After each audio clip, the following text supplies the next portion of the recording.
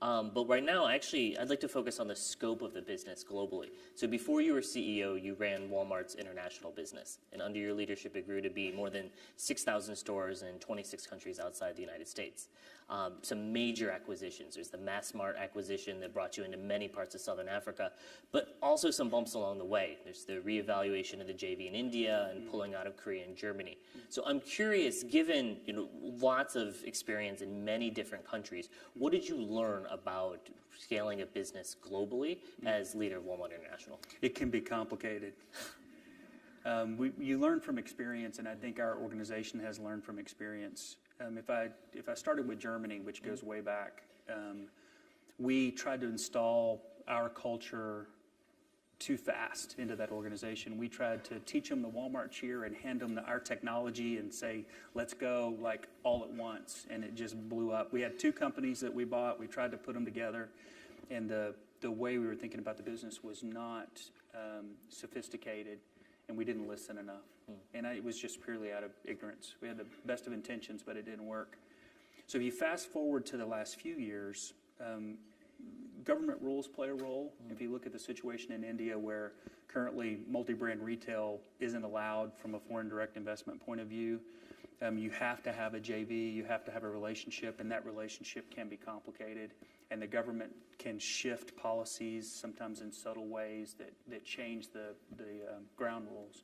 In our case today, we've got about 20 cash and carry units in India. They serve the Kiranas, the small business owners in India. We would like to have a much bigger business, but right now about all we can do is just grow those cash and carry units, and then we'll see if the rules change. In Africa, we used a principle that we've developed over the last few years, which relates to scale. Some of the downsides of an acquisition can be a cultural alignment issue. You can buy a business that doesn't believe what you believe, and that'll create all kinds of problems. In the case of MassMart, we found one that was very culturally aligned to who we were.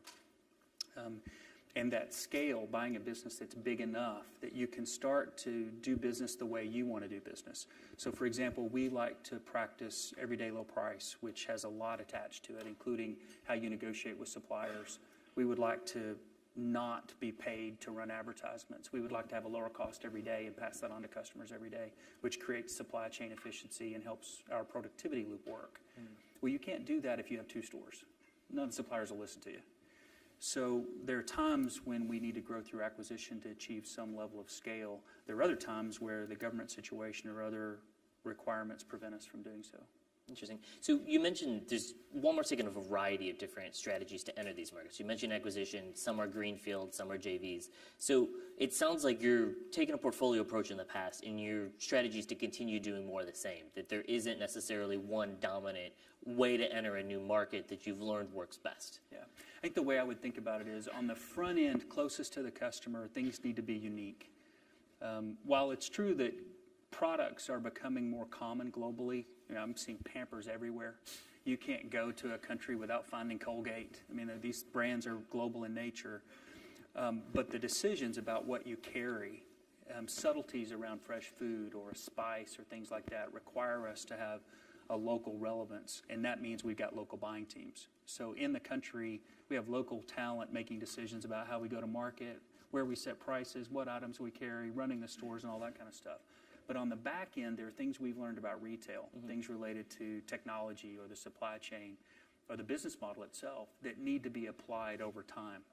So what we do is we hire great talent to run the markets, and then we give them tools and resources that over time results in more of a common culture and more of a common business model.